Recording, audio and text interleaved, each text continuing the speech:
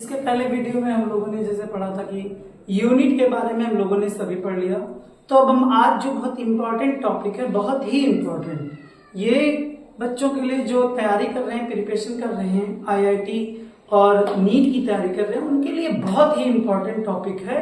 क्योंकि विमा से 100% एक क्वेश्चन फिक्स है और एक क्वेश्चन अगर किसी का गलत हो जाता है तो रैंक में बहुत फर्क होता है। तो आज जो हम बताएंगे एकदम क्लियर कर देंगे जो डायमेंशन का है। तो ये हम जो है डायमेंशन हम पढ़ेंगे,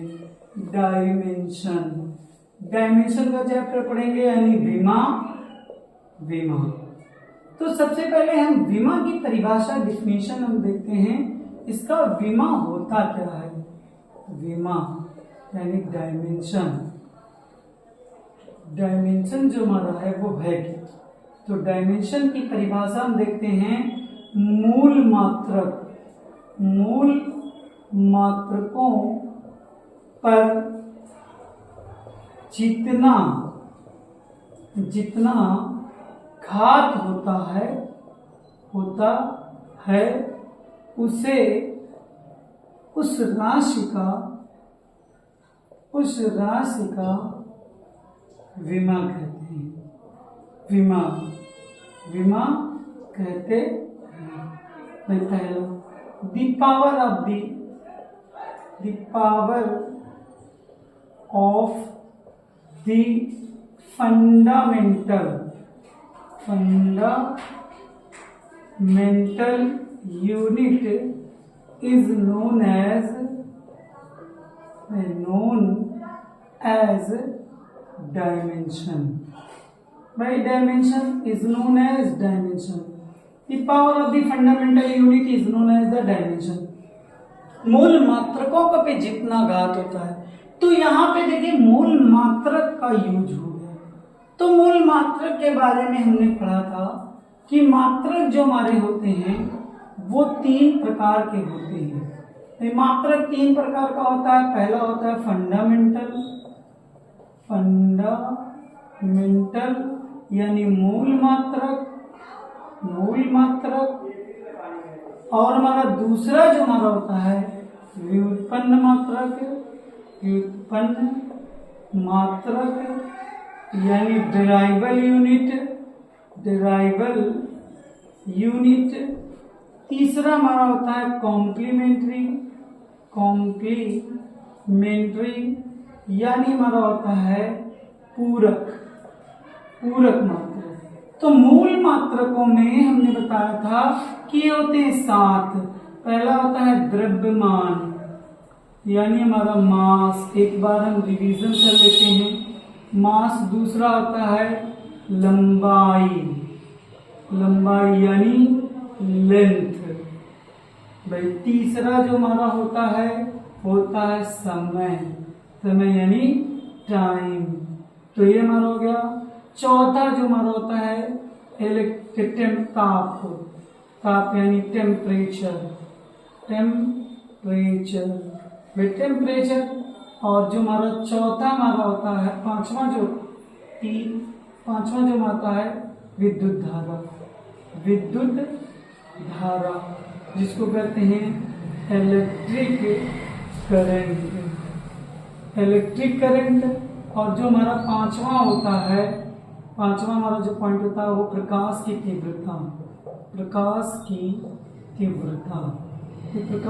तीव्रता, जिसको कहते हैं intensity of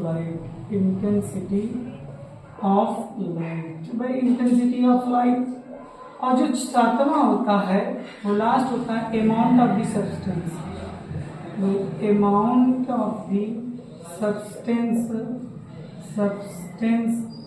in mole. Amount of the substance in mole, जिसको कहते हैं पदार्थ की मात्रा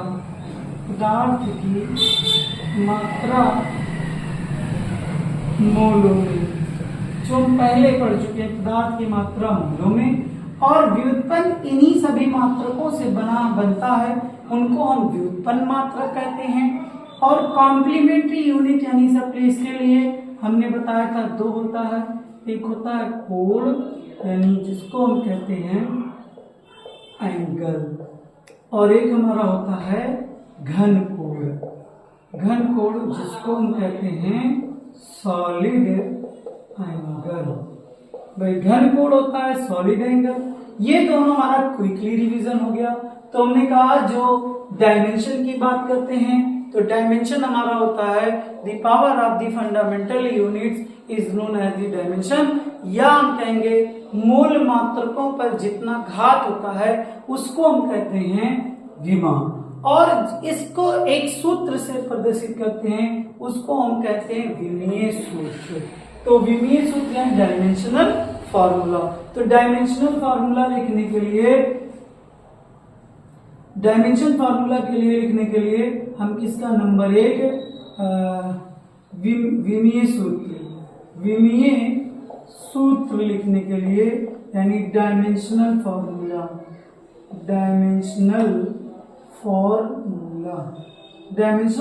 लिखने के लिए सबसे पहले हम जिस चीज का यूज करते हैं नंबर पहला हम यूज करेंगे कि जो क्लोज ब्रैकेट का यूज करेंगे। क्लोज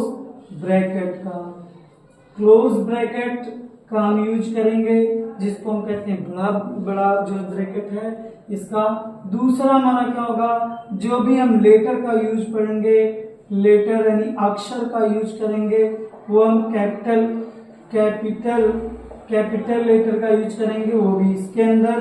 तीसरा जो हमारा होगा वो हमारा होगा कि द्रव्यमान के लिए यानी द्रव्यमान मास के लिए हम जो यूज करेंगे सिंबल वो कैपिटल एम। दूसरा हमारा क्या होगा, लेंथ के लिए जो हम यूज करेंगे यानी लंबाई के लिए जो यूज करेंगे वो हम यूज करेंगे कैपिटल एल। तीसरा हम जो टाइम यानी समय के लिए जो यूज करेंगे वो हम यूज करेंगे कैपिटल टी।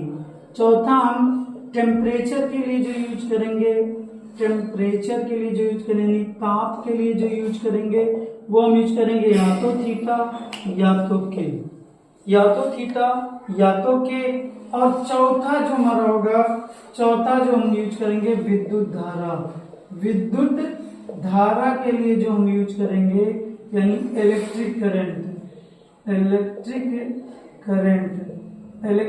के लिए जो हम कैपिटल ए का यूज करेंगे। कैपिटल ए का यूज करेंगे।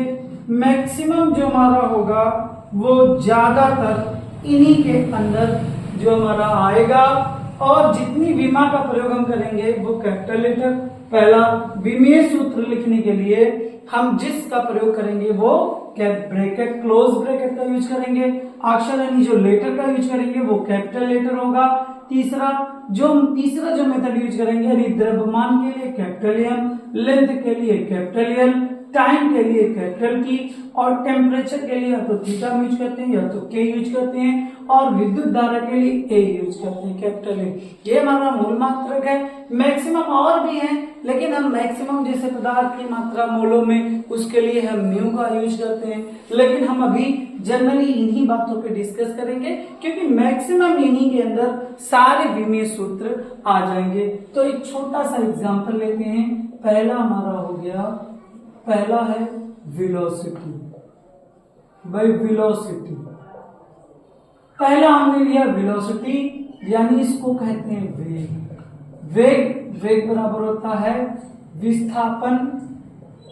विस्थापन यानी डिस्प्लेसमेंट बाई हमारा होगा समय, विस्थापन बटे समय टाइम। तो इसका जो विमा होगा, विस्थापन है लंबाई, इसके लिए हम यल यूज करेंगे, समय है हमारा टी, और ये ऊपर जाएगा तो पावर हो जाएगा यल टी पे माइनस। दूसरा दूसरा पॉइंट लेते हैं एरिया मतलब क्षेत्र। तो जनरली जो क्षेत्रफल एग्जांपल ले रहे हैं, जनरली जो क्षेत्रफल है उसका हम कहते हैं लंबाई इंटू चौड़ाई। जनरली जो हम यूज करते हैं वो, तो लंबाई भी हमारा हो गया यल और चौड़ाई भी हो गया यल, तो इसी प्रकार यल स्क्वायर हो गया। तो फॉर एग्जाम्पल मैंने एक बेसिक सा एग्जाम्पल दे दिया है जिससे जो है हम आगे मूल यानी जो हमारा विमीय सूत्र है वो लिखने का मेथड होता है। तो मेथड कई टाइप के होते हैं, जो हमारे एग्जाम में आते हैं वो बेसिकली नहीं आते। बेसिकली आता है जनरली जो हमारा आता है कांस्टेंट ऑफ द कंपेयर करके हम फॉर्म करते हैं, और हम जो है कांस्टेंट टर्म का यूज करते हैं। तो बहुत सारे ऐसे टर्म्स हैं जिसके लिए हम यूज करेंगे। पहले पूरा बेसिक हम पढ़ेंगे, बेसिक पढ़ने के बाद फिर उसके बाद एक एक करके हम इसको फॉर्म करते हैं। तो फॉर्म जब करेंगे तो इसके बाद उनको जो है इसके बाद जो हम तो विमेय सूत्र हम विमेय सूत्र जो है पढ़ेंगे कि विमेय सूत्र कैसे लिखा जाता है। तो विमेय सूत्र जो है डायमेंशनल फॉर्मूला भाई डायमेंशनल फॉर्मूला। तो ये डायमेंशनल फॉर्मूला लिखने के लिए हम जो है इसका यूज करेंगे। तो ये जो डायमेंशन फार्मूला का मेथड है ये जनरली किताबों में तो दिया नहीं रहता है, लेकिन जो मैंने अपनी तरफ से ये बनाया है कि कितने टाइप से हम जो है विमेय सूत्र का प्रयोग करेंगे। तो विमेय सूत्र का प्रयोग करने का मतलब है पहला हमारा होता है या तो हम फॉर्मूला सूत्र से बाई फॉर्मूला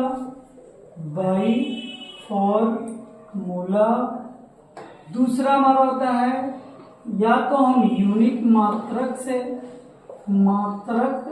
से यानी बाई यूनिट, एक ये हो गया। और तीसरा जो हम पढ़ते हैं वो हम पढ़ते हैं कि राइट ऑफ इक्वलिटी, समीकरण के दोनों पक्षों को बराबर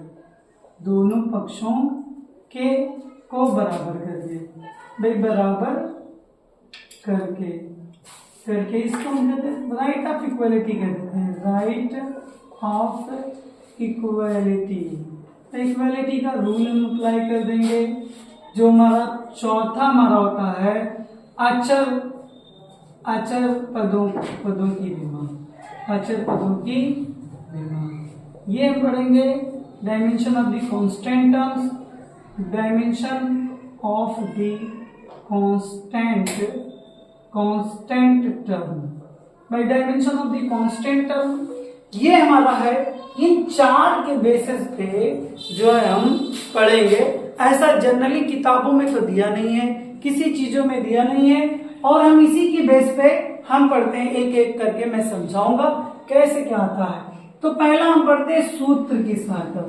जैसे भी प्रीवियस में पहले मैंने बता दिया कि सूत्र की सहायता से किसका सूत्र अगर हमें पता है तो हमें पता है। तो इसके एग्जांपल पहला हम यूज करेंगे सूत्र की सहायता से। भाई सूत्र की सहायता से, तो सूत्र की सहायता से हम पढ़ते हैं। पहला एग्जांपल मैं बताता हूं कि घनत्व बराबर क्या होता है, यानी डेंसिटी बराबर होता है द्रव्यमान यानी मास बाई द्रव्यमान आयतन, यानी हो गया वैल्यू। इसका मतलब जो घनत्व हमारा होता है वो हमारा होता है द्रव्यमान बटे आयतन, यानी मास बाई वॉल्यूम। तो इसमें देखिए एक नया टर्म आया वॉल्यूम। तो पहले वॉल्यूम का हम यूज कर देते हैं। वॉल्यूम मतलब आयतन का जो हमारा होता है लंबाई गुणे चौड़ाई गुणे ऊंचाई। तो देखो length into breadth into height, भाई length into breadth into height. इसका मतलब देखो लंबाई, लेंथ हमारा है, ये भी एक लंबाई है, ब्रेथ भी एक लंबाई है, हाइट भी, ऊंचाई भी एक लंबाई है। तो तीनों लंबाई, इसलिए इनका विमा यल इंटू यल, ये हमारा हो जाएगा यल क्यूब। भाई अगर पावर फंक्शन का हम यूज करें तो पावर आपस में जुड़ जाते हैं, तो यल क्यूब हो जाएगा। तीसरा अब देखो हमारा डेंसिटी यानी घनत्व का जो विमेय सूत्र होगा डेंसिटी का हमारा होगा वो होगा मास का होता है कैपिटल एम, और वॉल्यूम का हो गया यल क्यूब, इसलिए इसका हो जाएगा यम यल पे माइनस। तो ये हमारा हो गया डेंसिटी का यानी घनत्व का विमा। तो पहला हो गया। दूसरा हम पढ़ते हैं एक्सीलरेशन। एक्सीलरेशन मतलब त्वरण। त्वरण का होता है वेग परिवर्तन।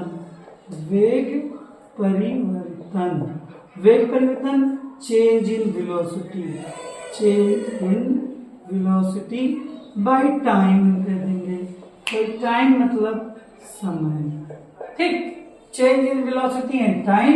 तो वेग का भी हमने निकाला था, विमा होता है L t पे -1 और इसका विमा होता है t, तो ये हो जाएगा L t पे -1। तो जो हमारा त्वरण होता है यानी त्वरण की विमा आ गई L t पे -1, ये हो गया। दूसरा हमारा हो गया कि जो हमारा कहते हैं, अब हम जो पढ़ते हैं त्वरण हो गया, अब हम बल कहते हैं। बल मतलब फोर्स। यानी फोर्स का होता है मास इंटू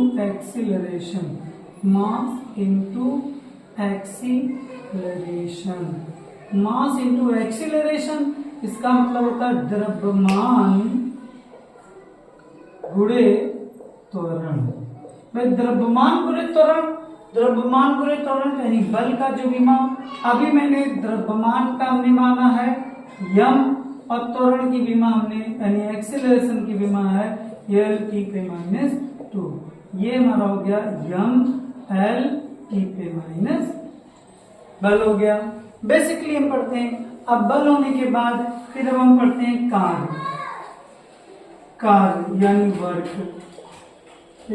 यानी वर्क। वर्क की जो डायमेंशन होता है वो क्या होता है, कार्य बराबर होता है बल गुणे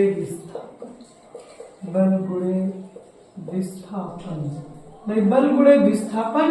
इसका फोर्स इंटू डिस्प्लेसमेंट।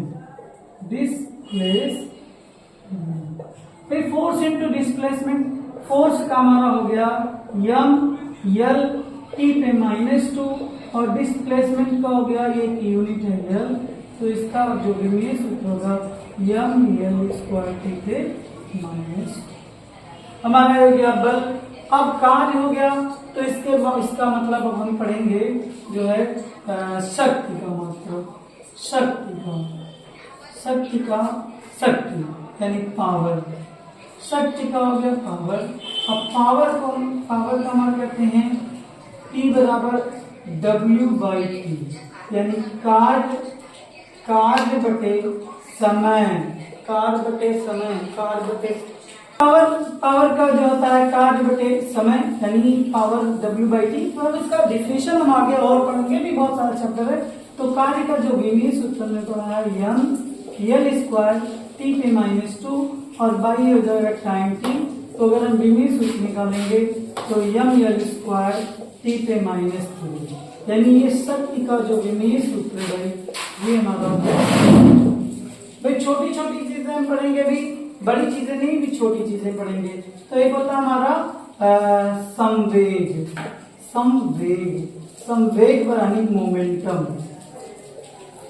इसको हम लीनियर मोमेंटम भी कहते हैं। तो संवेग बराबर होता है द्रव्यमान गुणे वेग यानी ये P बराबर होता है यम इंटू वी।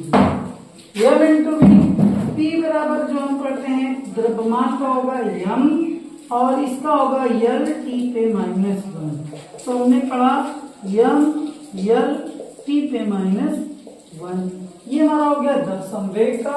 एक और थोड़ा सा हम करते हैं कोण का पढ़ लेते हैं। कोण हमारा होता है, ये होता है थीटा और कोण को हम रेडियन कहते हैं, इसको हम थीटा पे ही कर देंगे। इसका ये विमाहीन होता है, यानी डायमेंशन लेस। हमारा होता है कोण। एक ऐसा होता है कोण, ये मैंने बताया था, जैसे कोण जो हमारी कौन सी राशि होती है, ये हमारी पूरक मात्रक में आता है, कॉम्प्लीमेंट्री यूनिट्स में आता है। तो इसका कोण का मात्रक होता है रेडियन। मात्रक का होता है, लेकिन जो विमा होता है इसका ये विमाहीन। तो बहुत सारे ऐसे क्वांटिटी हैं जिनका विमाहीन होता है। अब हम आगे पढ़ते हैं कि जैसे कोणीय वेग, कोणीय वेग, कोणीय वेग ओमेगा, इसको इसका हम जो कहते हैं मतलब कोणीय वेग है, इसका रेडियन पर सेकेंड। देखिए हम अभी डिस्कस नहीं किए लेकिन फिर भी मात्रक के अकॉर्डिंग हम बताने लगे। जैसे रेडियन इसका विमाहीन, लेकिन यहाँ देखिए रेडियन पर सेकेंड, रेडियन हमारा विमाहीन होता है, तो इसका मात्रक 1/t यानी हो जाएगा t के -1। अब हम जनरली जो पढ़ेंगे वो फार्मूले के बेस पे भी पढ़ेंगे और हम जो यूनिट्स के अकॉर्डिंग भी पढ़ेंगे। तो एक और हम पढ़ लेते हैं, यहाँ विमाहीन हो गया, इसलिए हम टॉर्क का पढ़ते हैं बल आघूर्ण। बल आघूर्ण, बल आघूर्ण का विमा जो होता है बल आघूर्ण, इसको टाउ से यानी टॉर्क, भाई टॉर्क हमारा होता है। अब बल आघूर्ण का अगर मात्रक हम देखेंगे तो मात्रक जो हमारा होता है वो हमारा होता है न्यूटन, न्यूटन इंटू मीटर, इसको हम कहते हैं जूल। तो लगभग जूल यानी इसका मात्रक कार्य के बराबर, m² t के -2। तो ये टॉर्क है, इसको टाउ से रिप्रेजेंट करते हैं।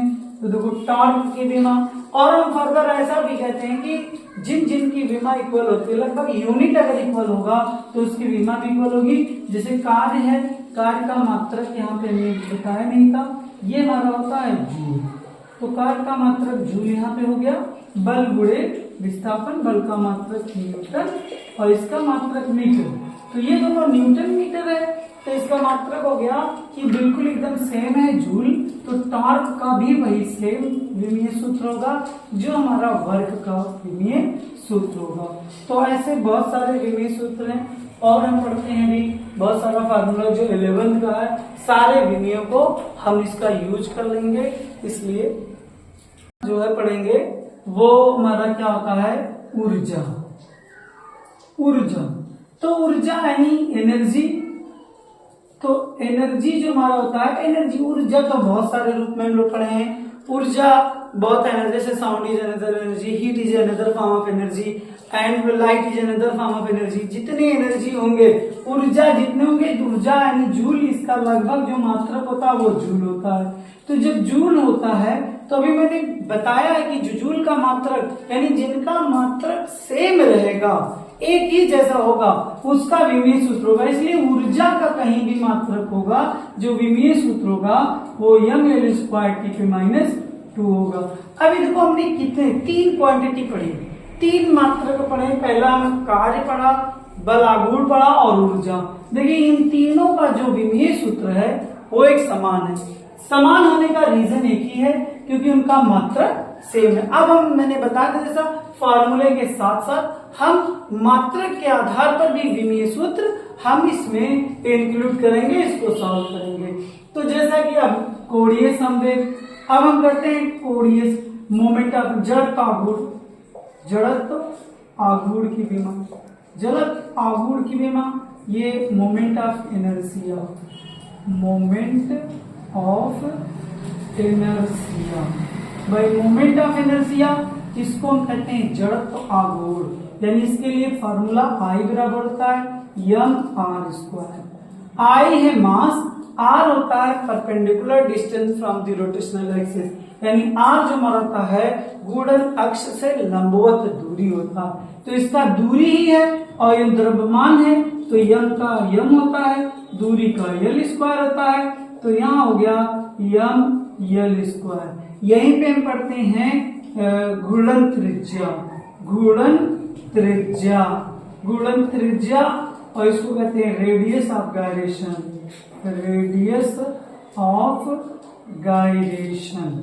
भाई रेडियस ऑफ गायरेशन घूर्णन त्रिज्या, इसको हम कप्पा से डिनोट के के से डिनोट करते हैं। और देखो ये त्रिज्या है, तो त्रिज्या भी एक दूरी होता है, तो दूरी का मात्रक होता है मीटर, तो इसको हम यल से डिनोट करेंगे।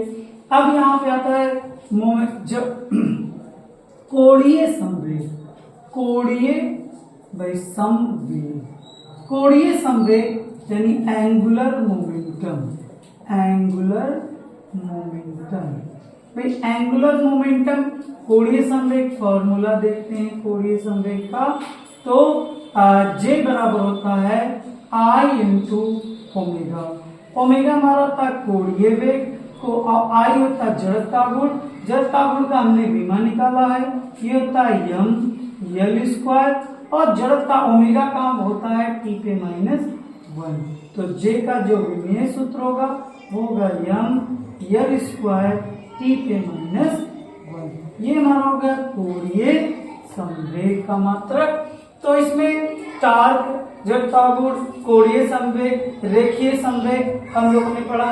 अब हम आते हैं सीधे डायरेक्ट आते हैं जी सार्वत्रिक गुरुत्वाकर्षण नियतांक। गुरुत्वाकर्षण नियतांक यूनिवर्सल ग्रेविटेशनल बाई कांस्टेंट।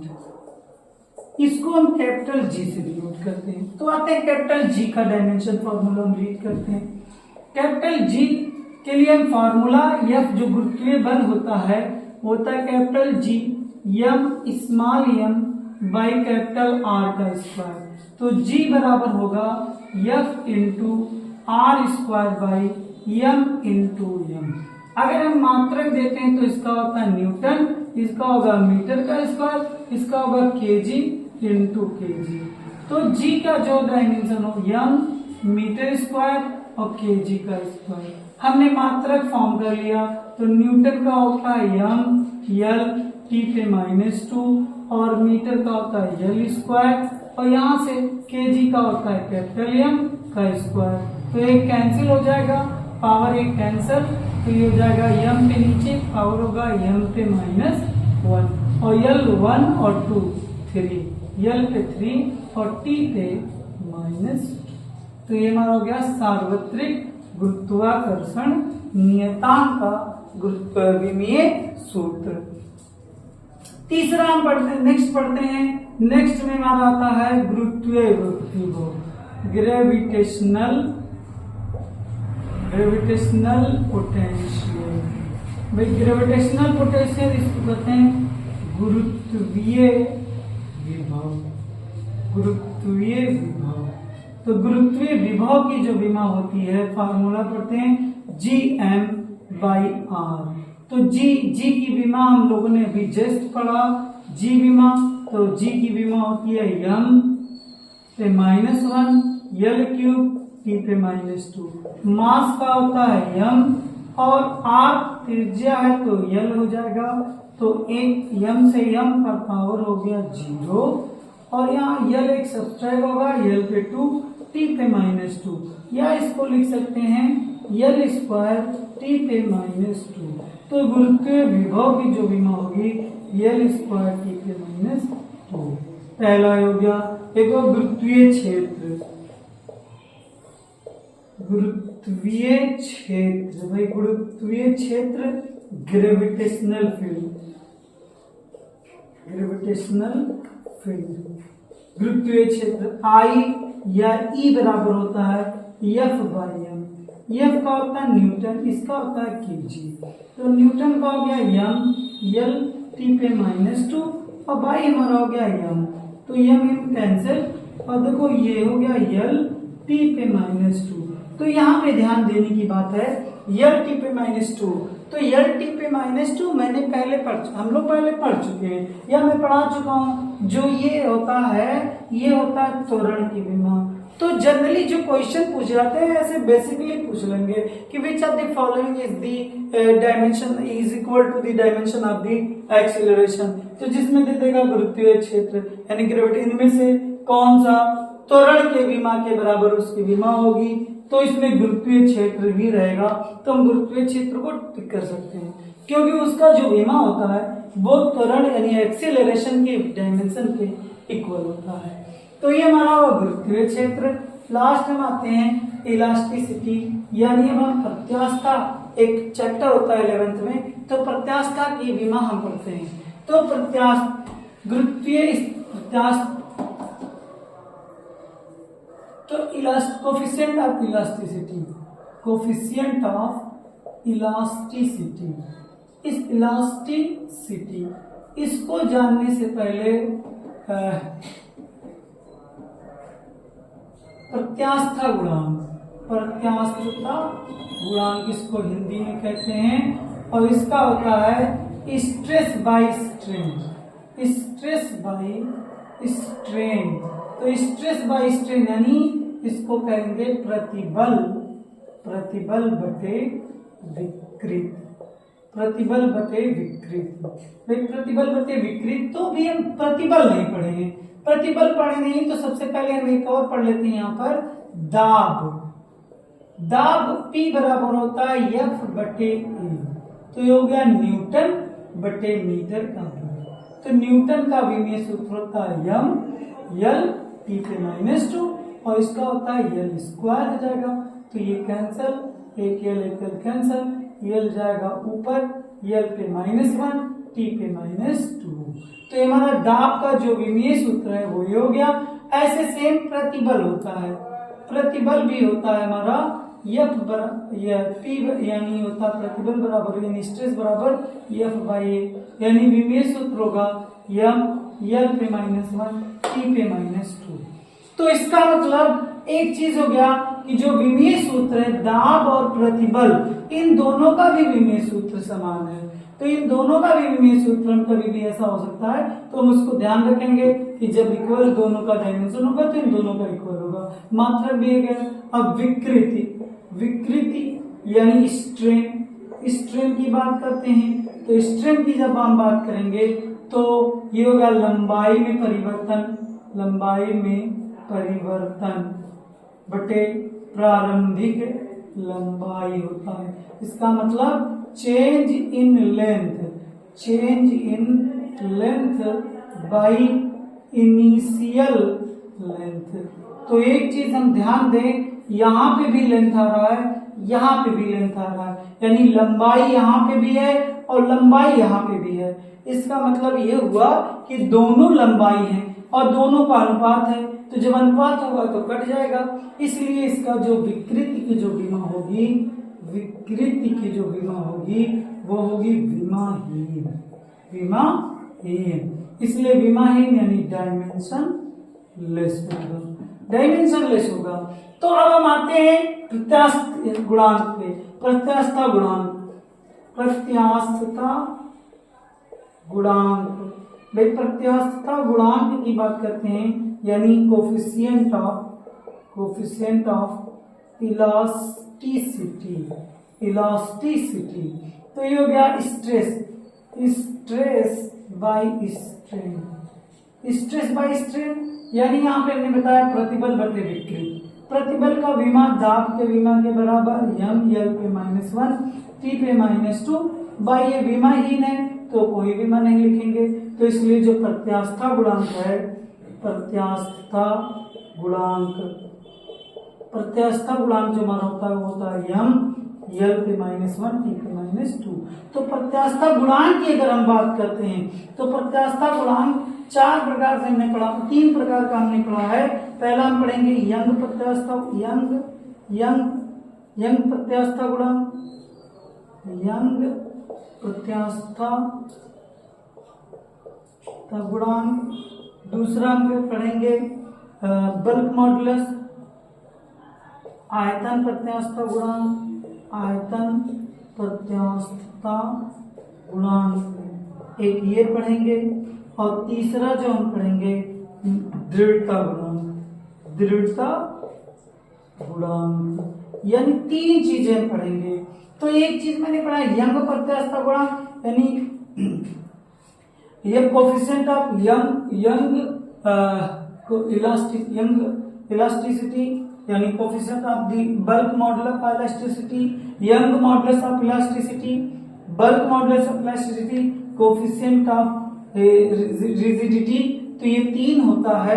तो यहाँ पे देखो तीनों में यंग प्रत्यास्था, प्रत्यास्था, प्रत्यास्था। तो प्रत्यास्था जब आ गया तो इनकी तीनों की विमा वही होगी जो प्रत्यास्था गुणांक की विमा होगी। तो यहाँ पे प्रत्यास्था गुणांक, इसका मतलब यहाँ पे सबकी विमा सेम होगी। और विकृत की बात करते हैं तो विकृत में हमारा आता है कि 4 प्रकार की विकृत होती है।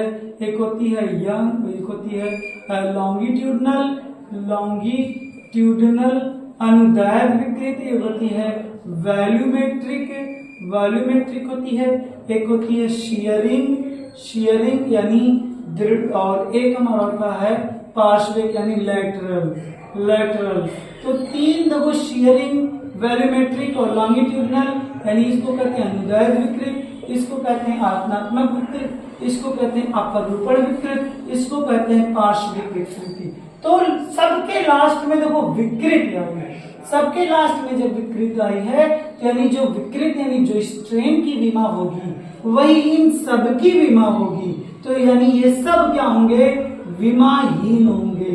ये बहुत ध्यान देने वाली बात है इन सभी चीजों को। और अब हम आते हैं प्रतिबल की बात करते हैं। तो प्रतिबल जो हमारा होता है, प्रतिबल में भी हमारा होता है लॉन्गिट्यूडनल एक होता है, और एक हमारा होता है वॉल्यूम में नॉर्मल, एक हमारा होता है टेंजेंशियल। ये 3 हमारा होता है प्रतिबल, नॉर्मल, टेंजेंशियल यानी हमारा होता है लॉन्गिट्यूडनल मतलब अनुदैर्घ्य, नॉर्मल मतलब आयतनात्मक, टेंजेंशियल मतलब अपरूपण प्रतिबल होता है। अपरूपण प्रतिबल, तो ये तीनों में प्रतिबल का ही कॉन्सेप्ट है, और इन तीनों की विमा किसके इक्वल होगी, प्रतिबल के इक्वल होगी। प्रतिबल के इक्वल होगी, यानी प्रतिबल की विमा किसके इक्वल होगी, दाब के इक्वल होगी। तो यहाँ पे देखिए कितनी ऐसी क्वांटिटियां हैं, कितने ऐसे मात्रक हैं जिनकी जो विमा होती है वो हमारा किसके इक्वल होगा, सारे प्रतिबल यानी प्रतिबल के बराबर होगा, और प्रतिबल की जो विमा होगी वो दाब के इक्वल होगा। तो यानी देखो लॉन्गिट्यूडनल नॉर्मल और शियरिंग स्ट्रेन, टेंजेंशियल जिसको कहते हैं, तो टेंजेंशियल स्ट्रेस ये तो प्रतिबल और प्रतिबल दाब के इक्वल हो गया। तो ये इतनी सारी विमाएं सब इक्वल होती हैं। तो जितनी सारे हम क्वेश्चन में पढ़ेंगे वो सारे जो क्या होंगे हमारे, वो सभी के सभी विमाएं इक्वल होंगी। और सारे इतने हैं। तो अब तक का जो हमने डिस्कस किया वो जो है 11th के स्ट्रेन यानी इलास्टिसिटी तक है। फर्दर जो हम अगले और भी विमेय हैं उन विमेय का डिस्कशन अगले नेक्स्ट वीडियो में किया जाएगा। तब तक के लिए थैंक यू।